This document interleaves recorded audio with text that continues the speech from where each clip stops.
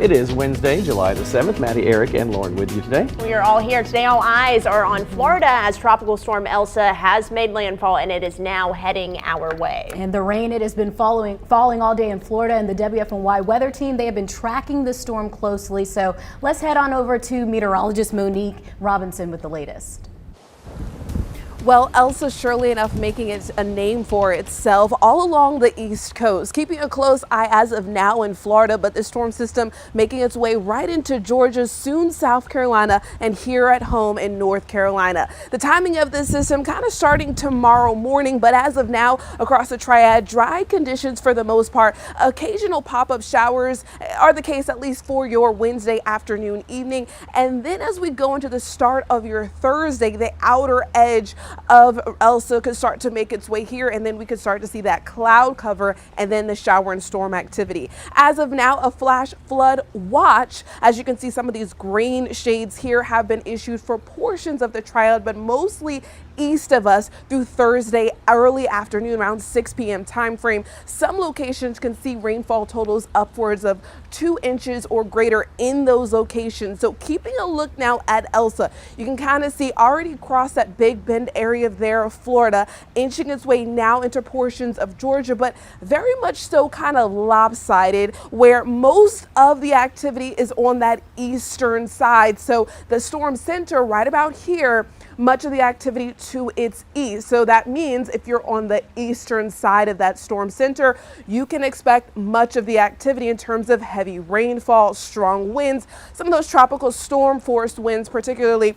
And then if you're more on the western side of things, still feeling the wind, not as much of the heavy rain. So really kind of timing things out for your Thursday, what you can expect depending on where that center is. Will you get more rain or will you just see wind gusts? The latest updates on Elsa as of 2 p.m. wind speeds at 50 miles per hour. So still a strong tropical storm, but weakening and moving north at 14 miles per hour. So still moving pretty quickly. And again, that timing of things really downgrading, but still bringing in some heavy rainfall totals to the Carolinas. And you can see timing out Thursday morning through Thursday evening. That's when it's kind of crossing our area. But again, where will it be exactly? And that will depend on what types of impacts we see here at the Triad.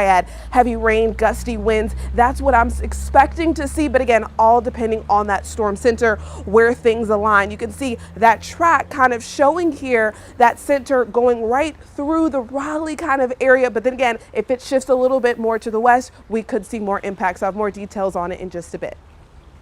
All right, thank you, Monique. Right now, the storm bearing down on Florida. Choppy waves battering the coast here in the video you see from Tampa. And as we mentioned, Elsa officially made landfall a few hours ago. That was on the Taylor County coast, which is just south of Tallahassee.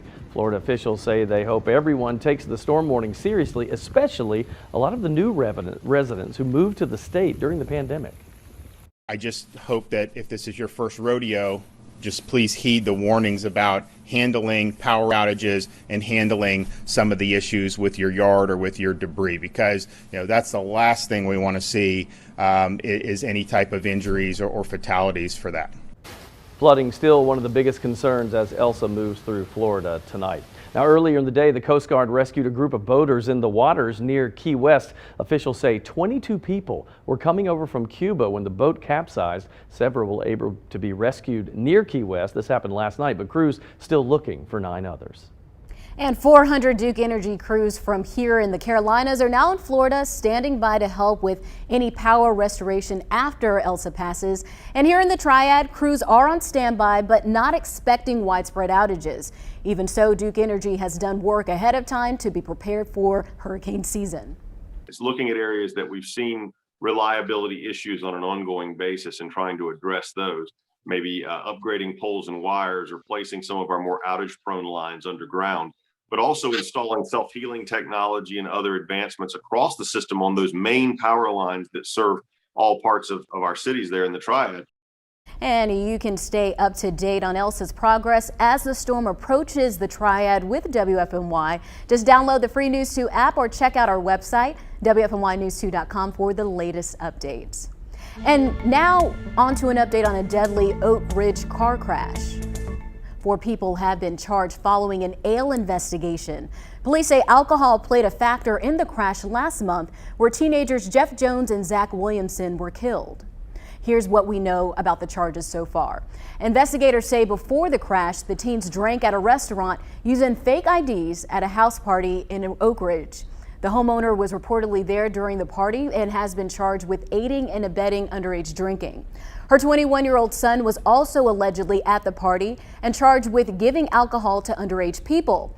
Another 18-year-old was charged with having a fake ID and buying alcohol, along with another juvenile who was also charged with buying drinks. Let's take a look now at more headlines in your 4 to 5 roundup. Officials in Stokes County are investigating after a deadly home explosion they say was caused by chemicals used to make fireworks. This happened last night at a house in King on Northfield Drive. The person killed has not yet been identified. Investigators say they are still analyzing the chemicals to see exactly what exploded, but say they do not think that they are common household items.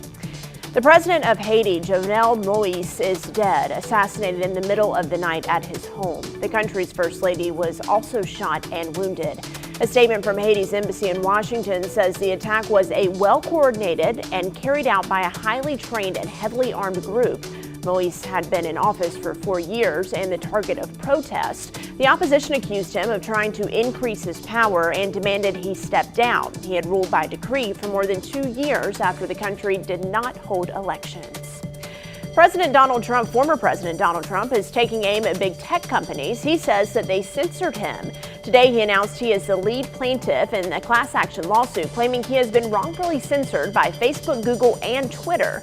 The former president's accounts were suspended after the January 6 Capitol riots. His lawsuit seeks to not only allow Trump back on the social media sites, but also seeks punitive damages. And former President Jimmy Carter and former First Lady Rosalind Carter are celebrating their 75th wedding anniversary today. The two were married back on July 7th in 1946 in Plains, Georgia, the town they still call home to this day. They are still very active in their local church and have continued to be involved with Habitat for Humanity, often visiting and working at build sites. They plan to celebrate their anniversary with family and friends later this week. Coming up on your 4 to 5, a national program is helping Greensboro businesses grow by nearly 40%. Hear why they chose the Gate City and learn more about their focus on minority-owned shops when we come back.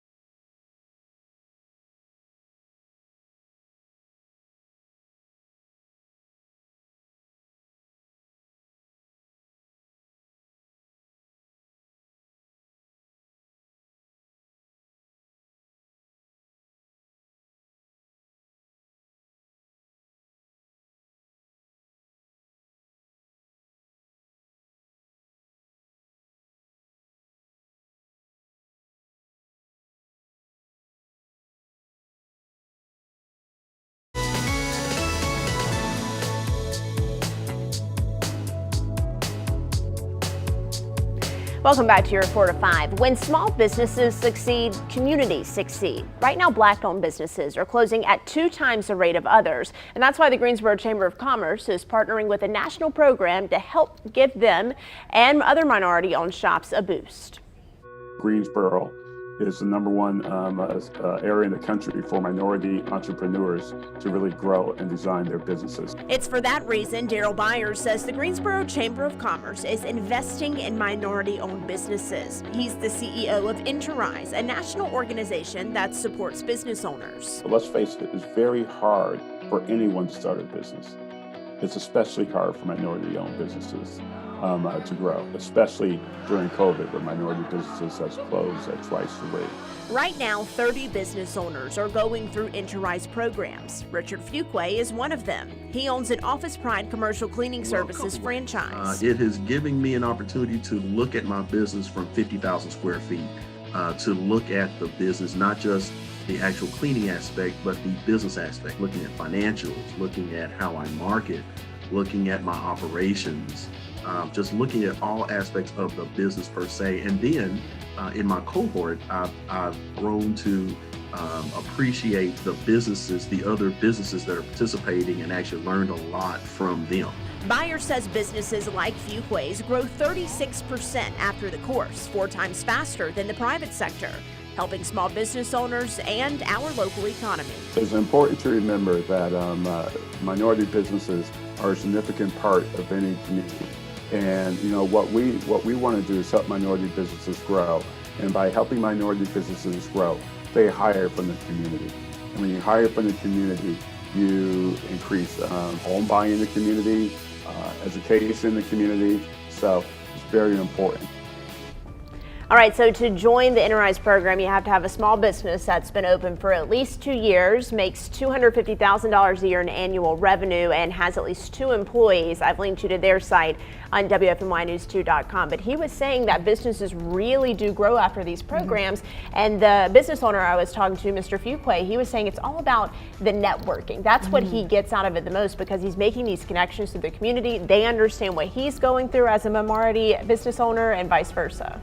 Yeah, it's great to have a program like this, because minority-owned businesses, not only do they create more jobs for our community, but they also provide services and certain products that might not exist if these businesses weren't in place in the first place. So I'm glad that they're doing this to help give them that boost to get more of that visibility. And I was still kind of in shock after the first line, just your lead in that said they close 2 times faster than other businesses. What he said during the pandemic, their research shows that businesses owned by minority owners are closing faster because of the pandemic. Well, then this is something that's overdue then. Yeah, so I'm glad the chamber invited them here to do that.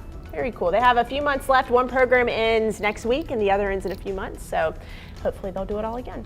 Check out the information on the website. We're coming right back. We are live on Facebook. I We just are. checked. The regulars are here. Join us. Bobby Odom. Wanda. Jay.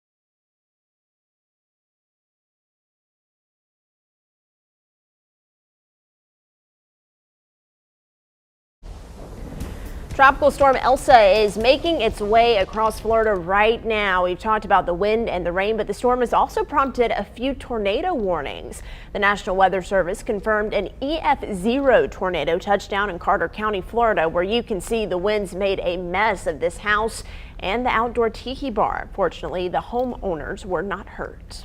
And we're also seeing evidence of Elsa on social media all throughout the day. Our sister stations in Tampa and up in Jacksonville, they've been keeping an eye on the rain and the chance for flooding, especially for coastal towns. So let's get another weather check now with meteorologist Monique Robinson. Yeah, generally when we see a tropical system make its way move inland, it's a possibility for a spin up to occur, especially if you're on that right side of that storm system. The latest details really showing the nice organization, at least on that right hand side of Elsa. We can see these thunderstorms kind of blowing off on that right front part of the storm system, making its way through Georgia, inundating southern portions there of rain. Now, tropical storm warnings are issued down to the south, and watches now even extending through southern portions of New Jersey as Elsa's planned to continue to track well to the north, but continuously keeping a close eye on it to what impacts we could see here in the Triad. We saw some photos and even some images of what impacts are already taking place there in Florida. Here at home, though, the threat is still on the low end for much of the severe weather impacts. Winds talking at least 30 miles per, at most 30 miles per hour wind gusts, and even more than that. But for the most part, we're on the low end here of feeling the tropical storm force winds for most of the Triad. Eastern side of things getting the stronger impacts, but still on the low end. Now, the rainfall totals in terms of flooding, again, we already saw what areas could be the potential for greater rainfall totals, more towards the east, but from a trace up to 2 inches of rainfall. For that flash flood risk for today, kind of staying down to our south because Elsa is to our south. Now, as we go through the course of the day and transition into your Thursday time frame, most of that flash flood risk, the slight risk of things, is staying well to the east of the Triad, really putting the coast in the pocket of potential flash flooding. However, here at home, we're not so much seeing it. And then as we look towards the west, kind of staying on that trace of rainfall, not really seeing much of things. So that future cast kind of showing Elsa continue to track its way north and then crossing through the Triad, timing about Thursday, or at least Carolina's Thursday. That track center just east of the Triad, and then we could be seeing some rainfall and some gusty winds at times throughout the day tomorrow. So the timing of things kind of makes it pushing out fairly quickly, and then behind it by Friday, not much of a talk of Elsa. The rainfall totals, as you can see here, much of the east seeing greater rainfall totals, a trace and even less as we look towards the west. So everyone not seeing the same amount of rainfall totals, and in some cases, some people are kind of looking forward to some rain, as we haven't seen some in quite a bit. But I'll have more details on Elsa and the weather conditions that we can expect across the Triad after Elsa moves out in just a bit. All right, you know, when you think of a winery, lots of things come to mind. Beautiful hills, nice scenery, sometimes great food paired with that, but a comedy tour, probably not what you think of. Well, leave it to Grove Winery in Gibsonville. They're breaking the mold. Here's part of my conversation with the owner there, Max Lloyd. Max, it looks beautiful out there today, and a lot of folks will be experiencing this Friday night. Tell me about this comedy tour. You've done this before. Yeah, we've been doing this for a couple years now. It's called the Winery Comedy Tour, and a promoter out of New York puts it on, and so they get these nationally touring comedians. These are guys you've seen on TV, and they visit wineries across the country. Now, you've done this for a couple years. What type of response have you gotten? That just seems like such a cool idea, to have a glass of wine and listen to a good comedian. Yeah, you know, it's a fun evening, right? So we not only do we have our wine out here, we also have some local craft beers, and then bringing in some of that national talent for comedy. It's been very successful, and the crowds were getting really big there before COVID. We sort of had to downsize it with social distancing, but we still have a lot of outdoor space, so people feel pretty safe out here, and it's picking back up. Talk about that with social distancing. How are you guys handling that this season? Well, so one of the nice things about Grove Wineries, we have tons of outdoor space. So when we do things like the comedy shows and the concerts that we do out here, we can put everybody at their own table that's several feet apart. And we were pretty good about wearing masks and everything while the governor was asking us to. So, but things are loosening up now, thank goodness. You might hear a tractor drop. That's perfect. I bet you're happy you're doing this Friday night, not Thursday night, right? That's right. That's right. I'm glad that storm will be out of here by Friday. That's exactly right. Max, thanks for taking time out today. This sounds like a lot of fun.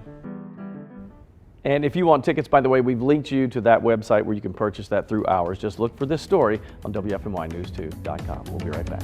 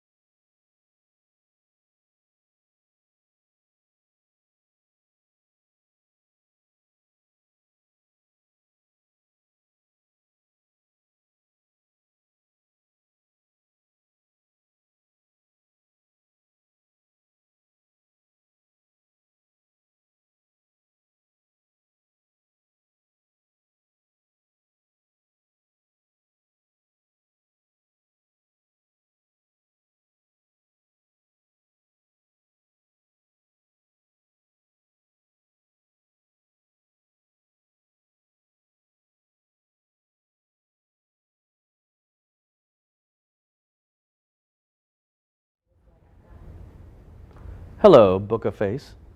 How are you? Oh, that's Facebook. Lauren turned around. Like, wait, what's going on over here? How is everybody today? Hi. Hello. We're all supposed to be here with you, Chili Chill. It's Wednesday. It is Wednesday. It is Wednesday, as I say it to spell it correctly. I do the same thing. I need a I was nap. thinking yesterday, and I almost said it on the air when you said, when I was at governor's school, I said, is there anything that we didn't do? Because we went to the same high school, same elementary school. Same college. Went to governor's We were school. like on the spirit squad at UNC. Yes. Mascot and go to cheerleader. governor's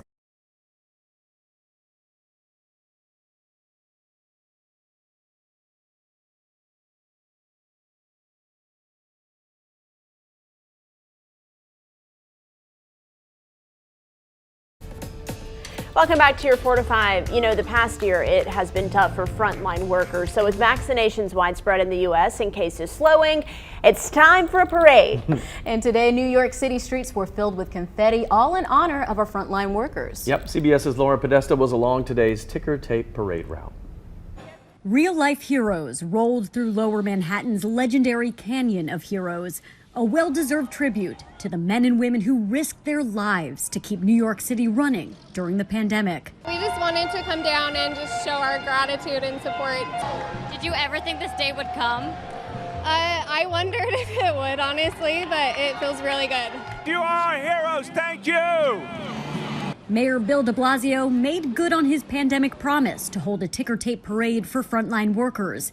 There were 10 marching bands and 14 floats, representing 260 groups of essential workers. A lot of our hometown heroes, the sanitation workers, the nurses, the doctors, restaurants, grocery, transit, you name it, just to be able to give them just a thank you. Hospital and healthcare workers are leading the parade, followed by educators and transportation and delivery workers, among others. They're being showered by thousands of pounds of shredded recycled paper.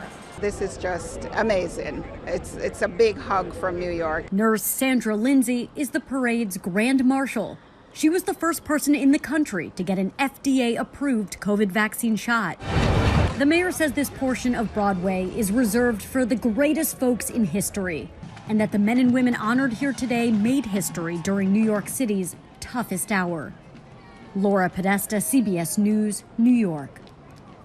Yeah, you know, New York City, the epicenter for the worst of the virus there in the early months, and they were doing so many things for their frontline workers. Remember, they were banging on the pots and pans every night to honor them, so it's fitting that they did this. I think every city should do this. I do too. I remember people leaning out their windows to talk to each other. You remember when they couldn't, they were afraid to leave their apartments, and they were like having conversations between buildings because they couldn't get out. And I just, you know, I wonder if there's enough we can do to thank our frontline workers because they've just done so much. But a celebration like this amongst friends and family in the community, I'm sure it's appreciated by them all. They really did carry us through the hardest moments of this pandemic, so we are grateful. And the doctors and nurses that have to, or had to, I should say, now that the numbers are going down a little bit, but they had to sit there and watch tragic stories unfold every single day. I mean, that will wear you down, but they were always there for us. I think the image that will forever stick with me is the nurse, and there are many of them, but when they took off all of their gear after the end of their like 15-hour shifts, and they had the red marks on their face from the N95s and like their ears and everything. I mean, they really did put a lot on the line for us. So. And just having a lack of resources in general with those masks. Yeah. Some of them having them all, the same mask on all day. Crazy. I love when Laura Podesta asked, did you ever think this day would come? I didn't. I'm glad. I'm so glad. All right, we're coming back. Stay there.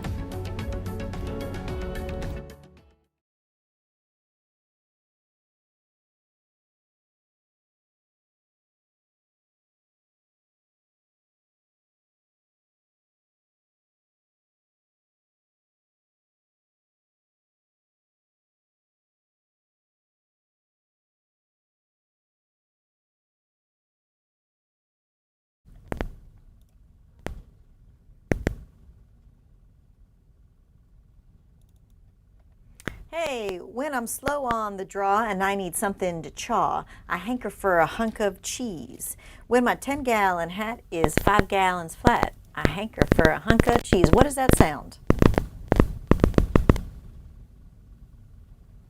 I'm in my office.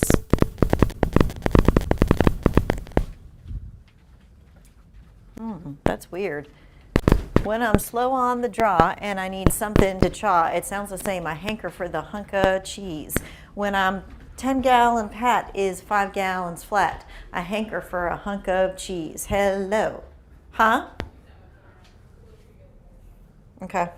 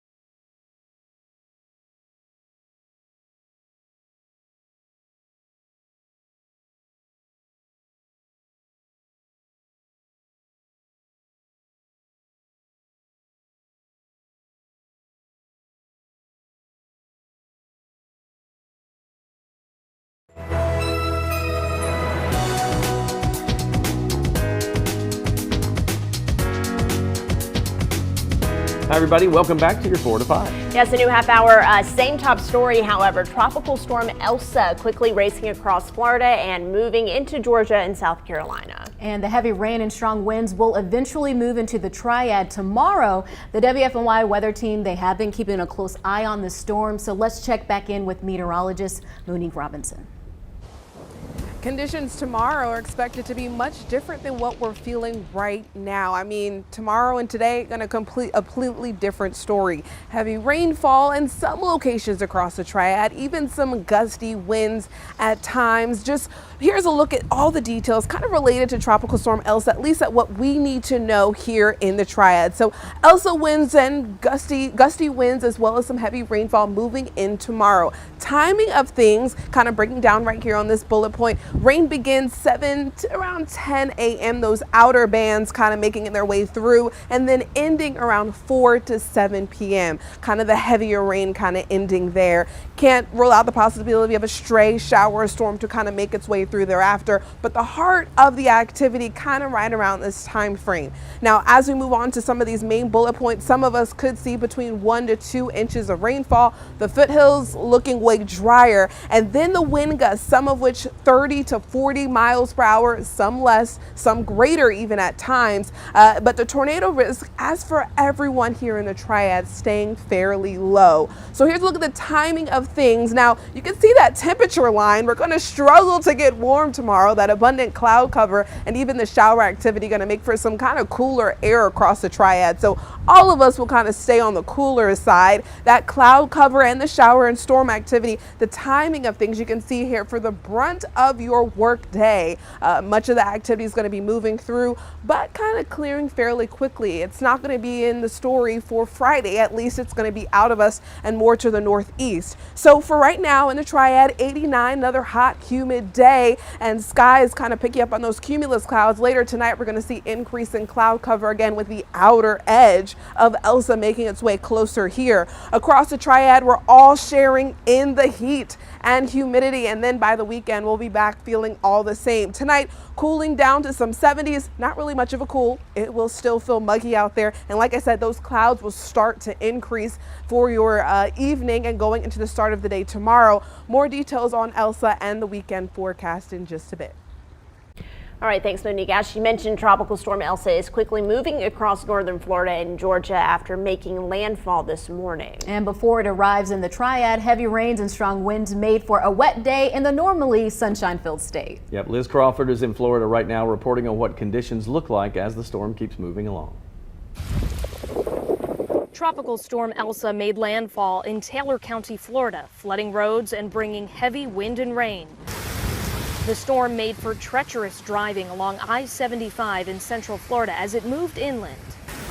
Overnight, Elsa pounded Florida's west coast with winds up to 75 miles an hour and up to 15 inches of rain.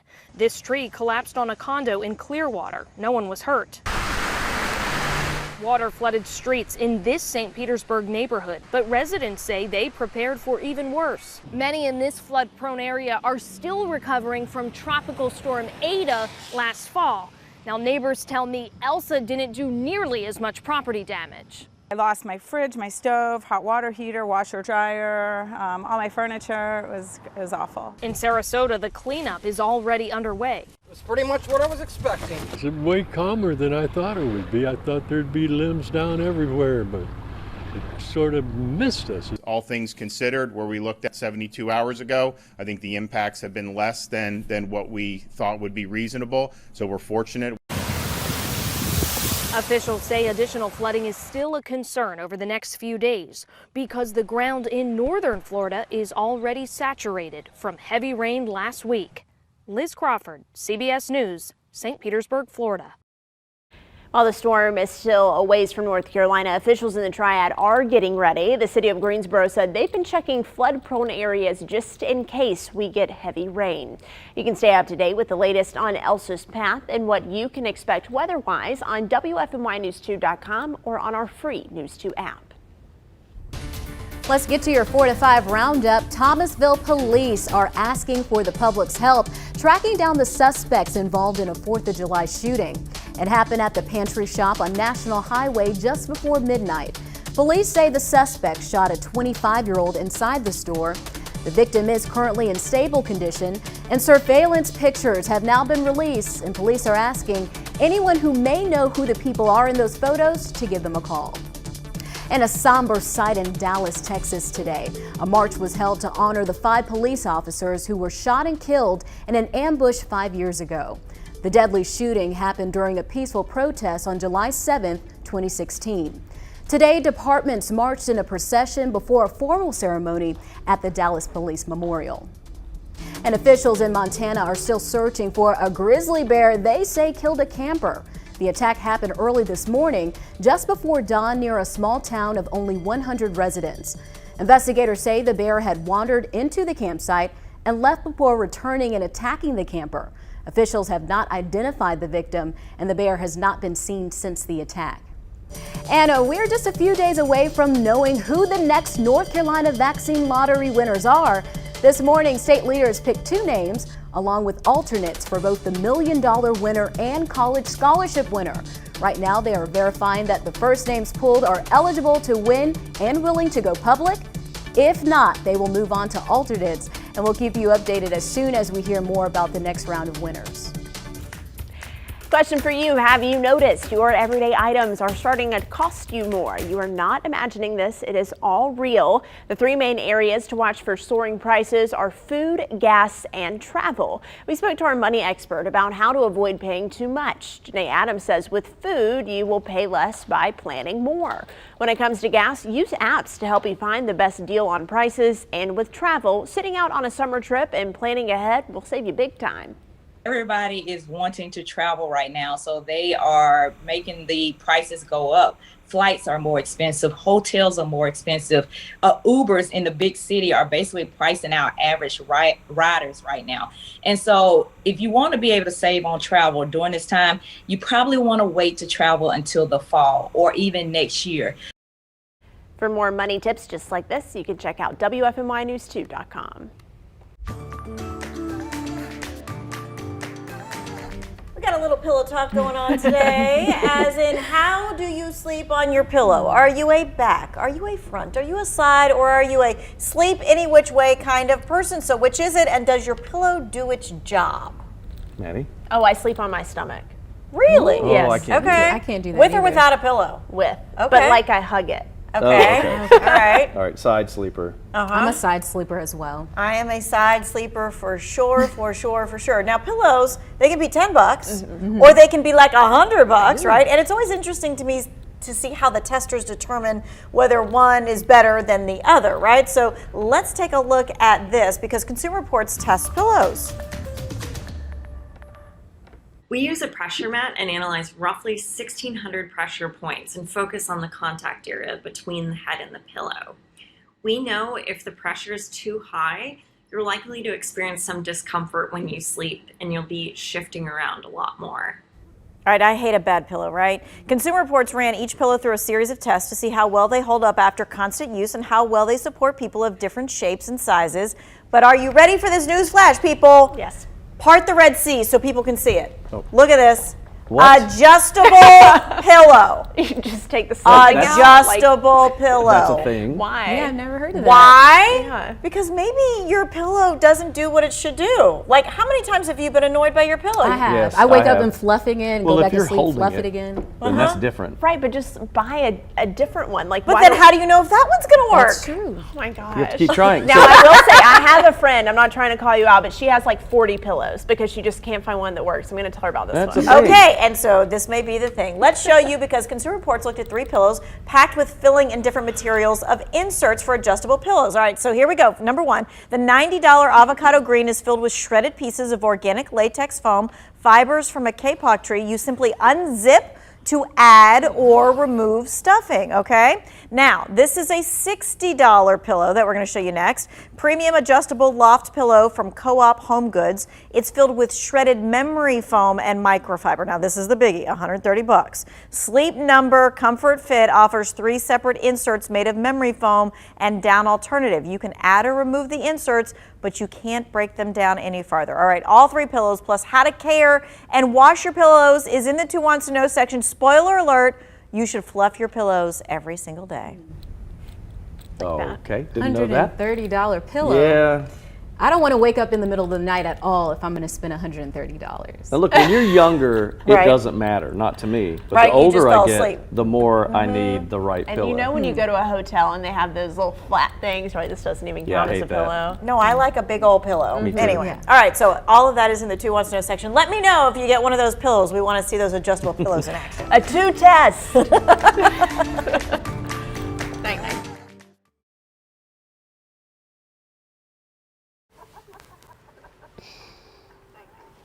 Hi, mic check. 1, 2, 3, 4, 5, 6, 7, 8, 9, 10. Yay!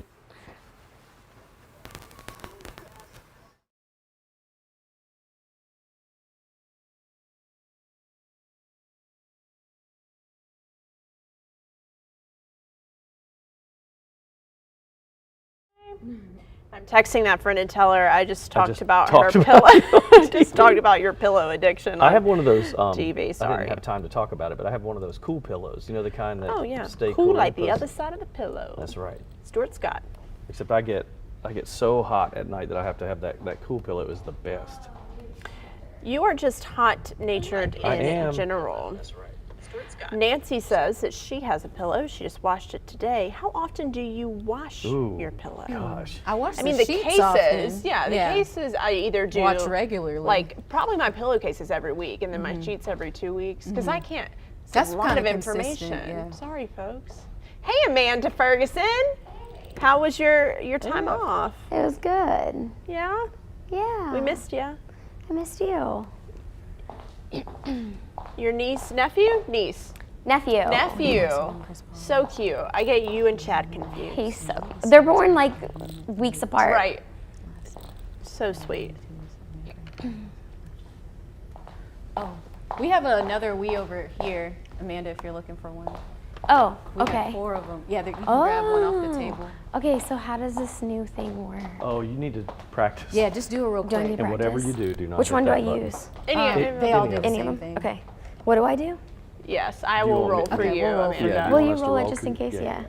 Because just remember that button will send you to the top of the show. Okay, And but what do then you do we'll in be in normal? I heard that trouble. happen to I mean, just to you Luke. can Just up and- push it up a little on bit the because first it's day. fast.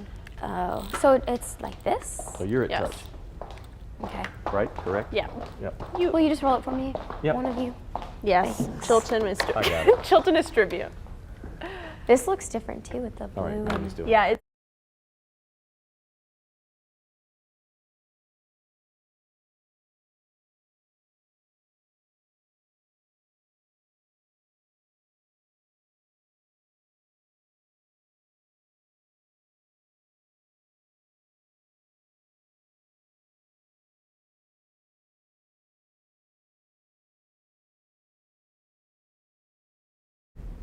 Welcome back to your 4 to 5. So the NBA Finals, they started on Tuesday night. The Milwaukee Bucks and the Phoenix Suns are now fighting for a championship. And Wake Forest alum Chris Paul and the Suns took game 1 and lead the series after a win last night. Yeah, it's a big deal there because Chris Paul, I'm sure he wants this win badly. WFMY News 2's Amanda Ferguson tells us about the Triad native and how he impacted the game. He's lighting it up. Yeah, guys, 16 seasons. It's taken Chris Paul 16 seasons to get to the NBA Finals. And now that he's here, he's not letting anything get in the way from lifting up that trophy at the end of this thing. Starting with taking game 1 of the series against the Milwaukee Bucks, CP3 led the Suns with 32 points. Finishing with 9 assists. He's actually the first player with that many points and assists in an NBA Finals debut since Michael Jordan did it about 30 years ago. And speaking of time, it's been about that long, 3 decades, since the Suns were in the finals. Fans have to be excited, but Paul says he's only focused on one thing. I'm just so locked into the game. I ain't really paying attention to much, you know, just trying to stay in the moment. Yeah. No, it got crazy loud during one of those timeouts, but it's exciting. And, you know, that's one win, and I think I'm just focused on the task at hand. And the task at hand just starts back again tomorrow night. They'll play at 9 p.m. in game 2. He is, the other night when I was watching him play, not in this series, but in the previous one, he was killing it. I'm just, Oh, he's been great all playoffs. He did. He shook somebody off and backed up with a 3-pointer and got fouled, got a 4-point play. He was just lighting it up. In 16 years, I mean, to just keep going like that, I'm sure everybody here in North Carolina is excited to see it and going to be cheering him on. Oh, his time has definitely come, and they really deserve this. Yeah, great family too. I mean, they're here regularly. He comes back to Winston-Salem and does his basketball camps and gives back, so cheering him on. So my story, my Chris Paul story, I'll do this real fast. I did a live shot when he was at Wake Forest, and they were lighting it up. They were playing Carolina. It was the big matchup that day. So I was going to play a joke on the students that were with me camping out. I had a Carolina shirt under my coat because it was winter, and I was going to say, what happened if I bust this out? And they were all going to like jump and act. Well, the players show up. We weren't expecting it. Chris Paul and Downey, some other guys came up, and so I did it when they were there. And I said, well, so what will happen if I bust this out? It had a big UNC across it. And they all jumped on me and acted like they were beating me up. That's pretty funny. That ended our live shot. I'm so glad I got to play you for that. Yeah. And it ended my friendship with Chris Paul, too. He was over me after He that. might forgive you now. I hope so. He's got a couple dollars. He's Amanda, okay. if you talk to him, ask him if he forgives No, you. don't bring it up. Do it, I dare you. You know, his time is not valuable at all right now. Right, We can ask him right. anything. All right, thanks so much for sharing that. Well, words matter, and the words we speak lay out the path for our lives. That's today's message from UDay's Coach Lamont. It's time for us to take personal responsibility for what we are speaking. It's as if we have cut off our ears and just let our mouths dominate our lives. We can no longer allow our words to dominate. We must dominate our life with our words. Now think about this. Have you ever experienced moments in your life when you felt you were wandering without direction? I believe at those moments we are under the possession of past words guiding us towards the thing we once spoke. The initial desire of every word is to become visible. Words are an expression of our mind and are subject to our leading. Even as I am speaking right now, there are words you have spoken many years ago, circling you, waiting to come to pass. Your words are creating space, so expect something to change every time you speak. Watch out for your life by watching out for the words you speak into it. This is Coach Lamont reminding you to have your best day. I'll see you tomorrow.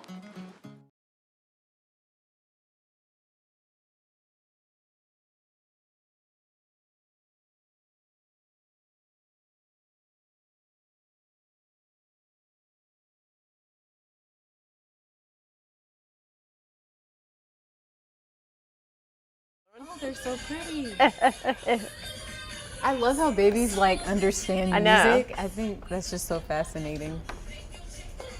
Mics are up. They're on beat. Do you want to see They're on the Facebook. nieces dancing? Who dancing? It's a My cute nieces. video. Look at her. She is getting it. I love that. She turns out she's like, "Oh, you're videoing me? I'll do it some more." Oh my gosh, how cute. And then stinker face. Look, That's cute. Which one is that? that's Penelope. We call her Nellie, Nellie? Nellie. which my dad loves because he's Nelson. Oh, yeah. Yeah. But they were getting it. Look, So she takes a few cute. steps. I love how babies, like, they don't really know what part of their body Right. should lead, so she sticks her stomach out and she's like, "This is right." Oh my gosh, so funny. Hey, Brad. You could hold it up. Hi, did you want to see the babies? Yes, they're so cute. Look at the little dance. Look, she says, "Oh, you're filming me?" She's like Aunt Maddie. Wonder She if your knows. sister's watching right now. She Sometimes. used to watch. When Yeah. she was pregnant, she would watch. And I was like, "Yeah, let the babies hear me. So So they know cute. who I am." There's the other one. I'll tell you what's funny, when they get to the certain age, they're still in diapers, but they start realizing that they have to use the restroom. And so they will walk with their diaper behind a chair because they don't want you to watch. It's the funniest Oh, thing. see, they're already taking their diapers off. Oh, are they? Yes. We had What that is this? happen Is with- an interesting shot here. Hi. We changed it. So yeah, I do think that we have lived parallel lives. I know. It's so Same funny. high school, same college, governor's school, same station. That is so strange. But you said that yesterday about Governor School. And All right, I'll move. There's something else. Yeah. You were at Old Salem? Yep. Mm-hmm. Salem College. I stayed in strong dorm. I don't remember. Grimsley? No, Gramley? it was it was the Grimley? girls' dorm when we were there at Governor's School. Gramley, I think. Yeah, because we had shirts that said Gramley Girls. And it was haunted, obviously. I Oh. think everything at Old Salem is It has to haunted. be. It's old enough. Okay, I'm being told I have to get out of your Not shot. being called New Salem. All right, Hogging the where am I, camera. Court? Am I at the table? Yes. Well, all right then. See if I can roll back over Talking here. about the Ask her to Few. say this name. Yeah.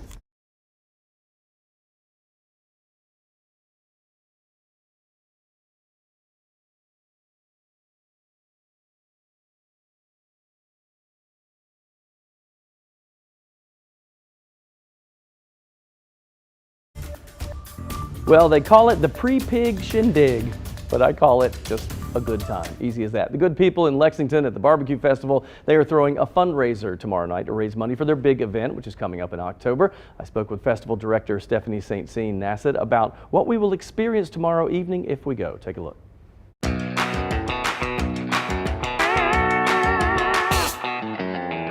Stephanie, this sounds like fun. I know you're concerned about the rain here, but the event is going on because we don't know what's going to happen with that just yet. So tell me a little bit about this event and what can we expect? So we're super excited. We're hosting our first annual pre-pig shindig prior to the festival, several months in advance of the festival actually. Tomorrow night we'll have two bands, two of our favorite bands, Jim Quick and Coastline and Matt Walsh Band, and we'll start at 5:30 and end at 9:30. And the event will be held at Bull City Cider Works. They have an amazing venue. With the weather looking iffy, we will certainly be undercover and having a great time, rain or shine. So this event really is just is basically just to get people excited about the actual barbecue festival, but you got some pretty good names there too. Coastline always draws them in. Exactly. You know, we want to generate some excitement about live music returning, live events returning, and certainly the barbecue festival, raise awareness about the fact that we are having a festival this year on Saturday, October 23rd. Stephanie, it may be too early to say this, but will the barbecue festival look completely back to normal this year, or what are you thinking? Well, we're certainly, our first and foremost, our biggest priority is hosting a safe event. And so that will, we're not sure exactly what that's going to look like. Obviously, COVID is a big part of our planning, and we want to make sure that we have a safe, fun event for all of our attendees. And so that is certainly in the forefront of our minds. But I envision the festival looking very similar to what it has looked like in the past if the trends with COVID remain, the way they are. Well, we can't wait for all of it. Stephanie, thank you so much, and hopefully we'll see you out there tomorrow night. And by the way, I chatted with her and I said, are people getting excited about it? She goes, we have had more inquiries early for the barbecue festival. Like, when is it? What are you going to do? Than they usually get in a normal year. So people are ready to get back to it. All right, what better to bring to a barbecue than macaroni? In case you didn't know, it is National Macaroni Day, so I posted a hard-hitting question on my Facebook page. What's your favorite macaroni dish and why? So Beverly says, a macaroni and shrimp salad. Great summertime dish with two of her favorite ingredients. Scott said baked ziti with hamburger and Italian sausage. That sounds good. Lori said, we had goulash for lunch, my favorite. We also did mac and cheese for the kids that don't like goulash. Bobby Odom said baked mac and cheese. Now you're talking. He said, I'm a cheese lover. I love cheese on everything. Janet says fettuccine Alfredo with broccoli and chicken. That's my absolute favorite. Linda said macaroni and tomatoes with fried potatoes. I have heard of that before as well. My granny's mac and cheese with the Kraft chunks, but also Marissa Tansino made a baller macaroni salad on the 4th. So she's have up to try there. that. I love a nice baked mac and cheese, Me but when too. I'm feeling fancy, I like the lobster mac and cheese and the buffalo chicken mac and cheese. Oh, yeah. That is good. Lobster mac and cheese. That's So the good. best. Well, thanks for making us hungry. Yes.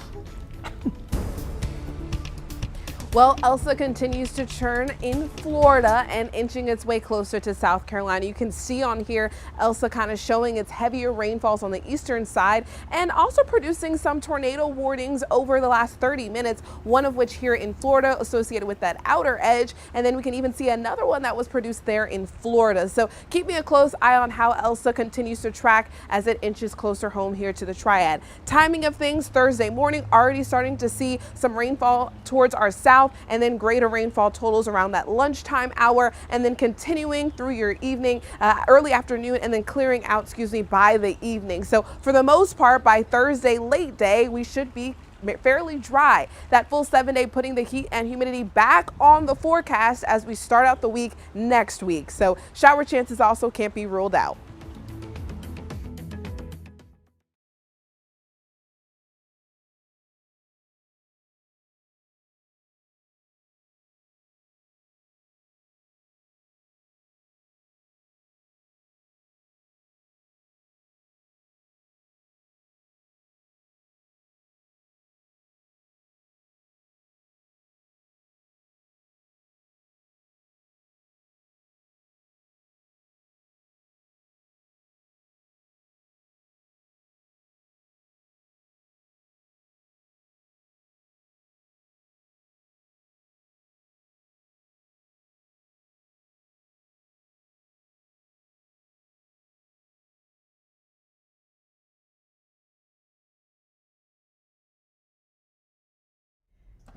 8:59 p.m. on the Sunday of that week. Mic check, Jeffrey. 1, 2, 3, 4, 5. 1, 2, 3, 4. Hi there, check, check, 1, 2, 3. Let me grab these before you.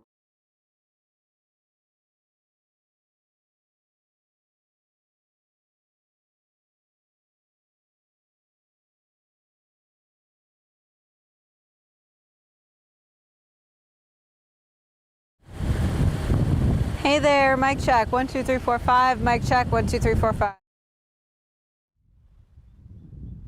Hey, when I pulled up to this house, I thought it was going to be complete.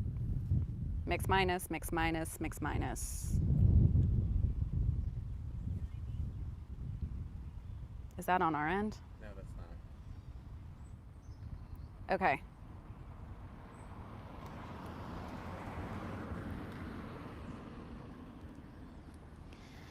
When I pulled up, I thought this house was going to be.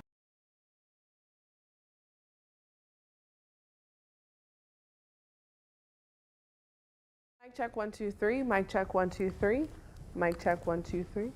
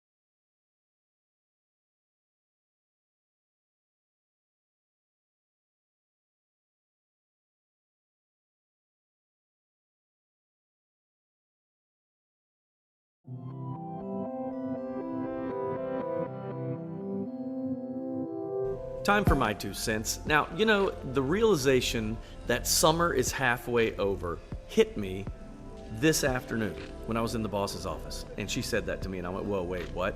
So you get that feeling of dread, like, oh no, it's halfway over. Because, you know, you think about this, the reasons we love summer.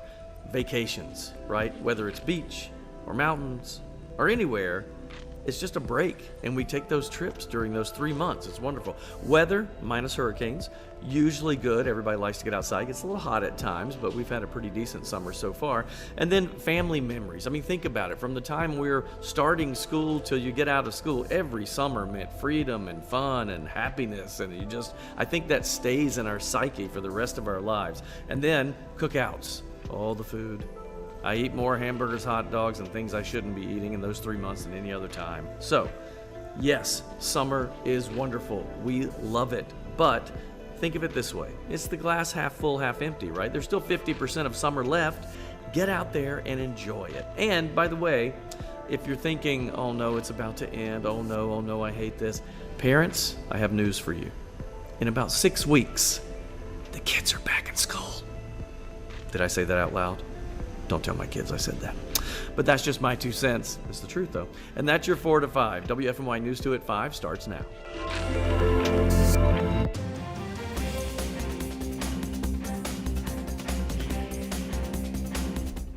Tropical storm Elsa made landfall today in Florida. Right now, we're taking a live look at Port Richey, Florida, courtesy of EarthCam. Conditions are rainy and gray as Elsa moves across land, bringing heavy rains and high winds. Yeah, conditions are calm right now here in the Triad, but that could change as Elsa's path shifts a little bit more west. That's closer to